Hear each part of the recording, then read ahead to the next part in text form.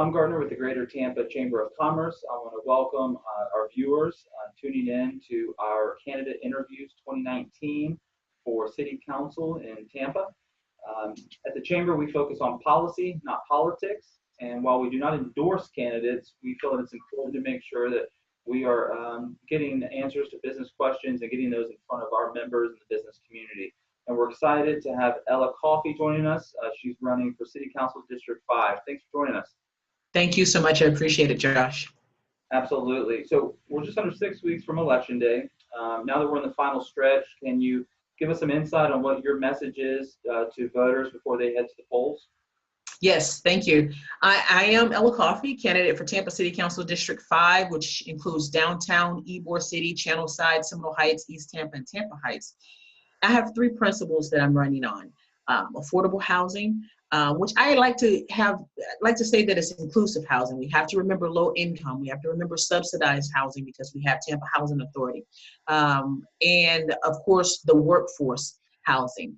Transportation, I think that's our #1 issue. If we can get transportation right here in Tampa and start connecting communities, I think we're gonna move into with the next generation of really being able to move folks to job centers in the city. And then of course, economic development. The ports in my district is a $17 billion industry. And so that's very important. I'd like to make sure all of District 5 knows about the port and is benefiting from that great jewel that we have here.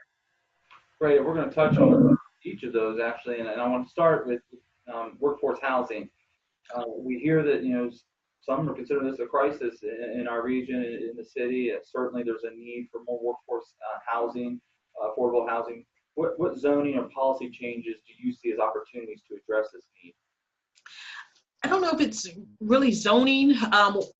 The city used to have, back in the 80s and the 90s, their housing program where nonprofits were really the catalyst for affordable housing. I know Coach Foundation provided 250 plus homes in Tampa. CDC was instrumental in some of those homes, the Urban League. I'd like us to go back to where we're really working with nonprofits in order to get those first responders, firefighters, nurses, public education, public teachers, education teachers, and any type of city employees, our city employees also, into affordable housing. Nonprofit, if I own a property, I have a lien on it. If I'm willing to sell it to the city for $1, the city's going to forgive all of those liens. So that would be a policy I'd like to see happen, that Tampa City Council could do. Forgive those liens. We now hand that property over to a nonprofit and let them truly develop affordable, obtainable, inclusive housing here in the city. Great. Some would argue that the budget process is one of the biggest responsibilities for City Council. We're hearing from some economists and budget leaders forecasting a potential dip in the economy in a couple years. If elected, that would be during your tenure.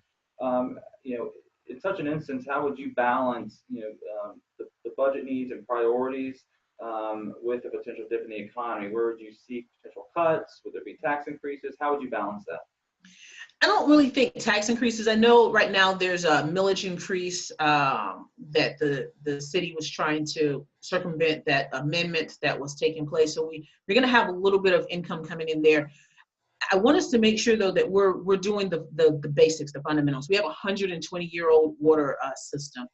We don't have enough fire stations, which leads to safety issues. We don't have enough firemen, fire personnel on the streets.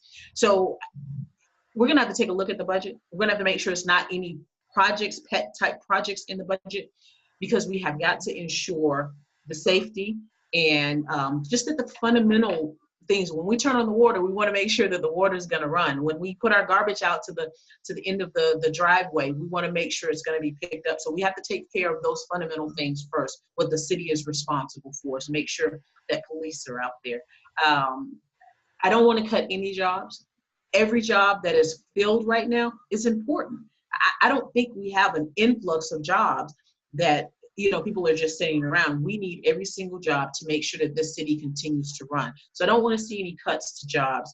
I think we have some areas where we can look at and possibly bring some additional revenue to the city, but it's not with tax increases. We're going to be a huge, we're going to have a huge impact in cities here in the state of Florida. We can bring more tourists here, but we have to have the services here to make sure that they feel like they're safe. If people want to move to Tampa, that's going to increase our revenue when it comes to property taxes, but they have to feel like they're safe. So we have to take care of those basic things before we can say we're going to do this next step in becoming that great millennial city. Great. Heard some concerns on the permitting process, and that it's becoming more of a more difficult to obtain a permit. While we want to make sure that we're balancing a safe permitting process, at the same time we want to be efficient. How would you balance that permitting process to make sure we're addressing those concerns of businesses and residents in the city? We've got to be willing to have the hard conversation. We have to look at the permitting process. I have been meeting with small businesses recently, and it's been very discouraging because they're telling me the city of Tampa does not want to do business with us. They're going across the bridge to St. Pete, where it is an easier process. So maybe we can have a conversation to see what's working for St. Pete, for Pinellas County, what's working over there, that our businesses feel like it's an easier process.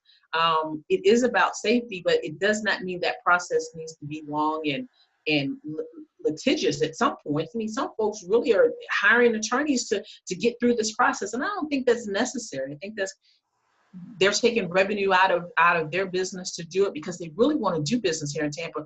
We have got to become a city that's not hard to do business with.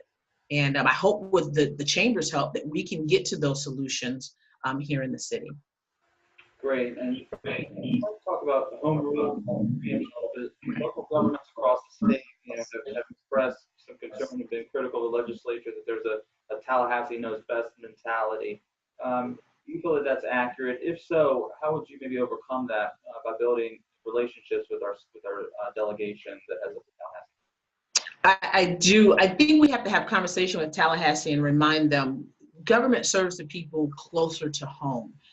We're elected to handle any of those issues that are happening local, and that's because we are having conversation daily with the citizens. They're calling the offices, they're calling into the council office, they're calling into the mayor's office on a daily basis and saying, here are the problems that we're having. So we're closer to them. Tallahassee does not know what's going to work best for Tampa. They're not going to know what works best for Miami. They're only going to know what works best on the state budget level and kind of those 30,000 feet high issues. If there is an issue that's going on in Tampa, Tampa needs to be able to address that. And without too much interference, we have to be able to address that. I know there's some small cities that are saying we are absolutely being overrun by Tallahassee. And I don't want Tampa to be one of those cities. We've got to be able to say to Tallahassee, here are issues, they're important to us, we can address them, we know how to address them, you need to allow us to do our job. Switching to economic development, and another priority you mentioned earlier, the utilization of P3s, public-private partnerships, is an asset for local governments across the country. What opportunities for P3s do you see in the city of Tampa? So we have growth there. I don't think we have quite utilized that opportunity. There is definite growth there. We have to have a conversation. I think being on city council, you kind of have that bully pulpit to where you can say, hey, here's something that we need to do. Let's take a look at it. Whatever departments need to be included, can we set this meeting up with some of the private organizations? Can we set the meeting up with a private and a public organization that says, hey, whatever we can do in the city to help you, let's do that. But let's at least start the conversation. And until we start having more conversation, more dialogue, I think we're missing out on the growth that's available here. Great. Switching gears to transportation, another priority you mentioned. In November, a chamber-supported referendum passed, which injects some new transportation dollars into Tampa and Hillsborough County. We all have a list of transportation projects we'd like to see done, but I want to ask you, what would be the first project that would be a priority for you with these new dollars? So we're going to get $34 million a year in the city of Tampa. First of all, I want to make sure that it's a supplement, that we don't supplant that money. We don't pull money out of the budget and take that $34 million and plug it in. I think some of our first projects with an S should be, we can expand bus routes to make sure that they're running a little more frequently. The streetcar is something that we can talk about with connecting downtown Channelside, running it out to Seminole Heights and Tampa Heights, into East Tampa. I think there are some opportunities that we have there that we're not looking at because we haven't had the money. Now we have the funding source that we can now start to look at some of those ideas. Additional safety when it comes to bike lanes, shelters at bus stops and some of the areas where we don't have shelter to deal with climate weather.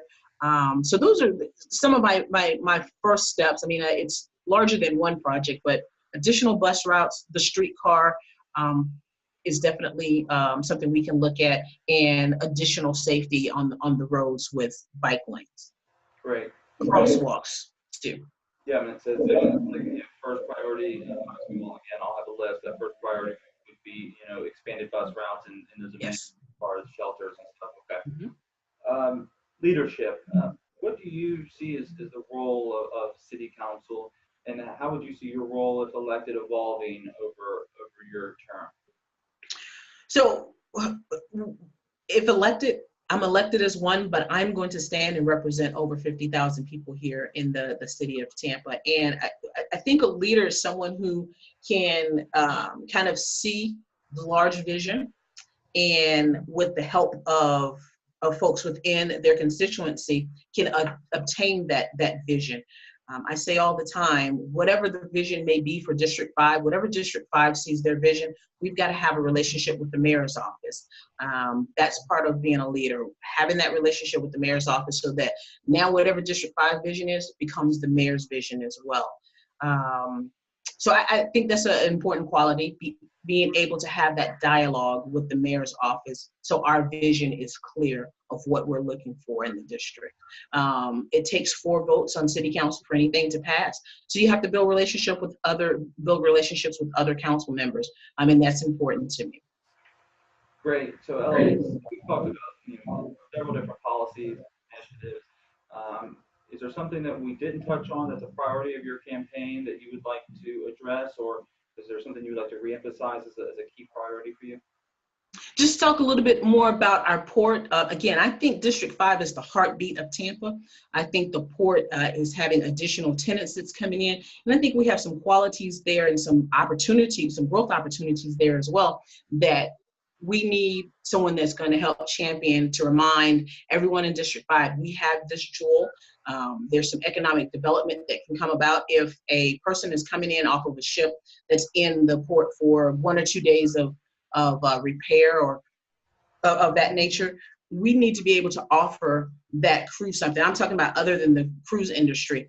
We need to be able to offer something that's affordable for them to enjoy and experience Tampa. And I'd like to see that additional growth happen within the port there and District 5.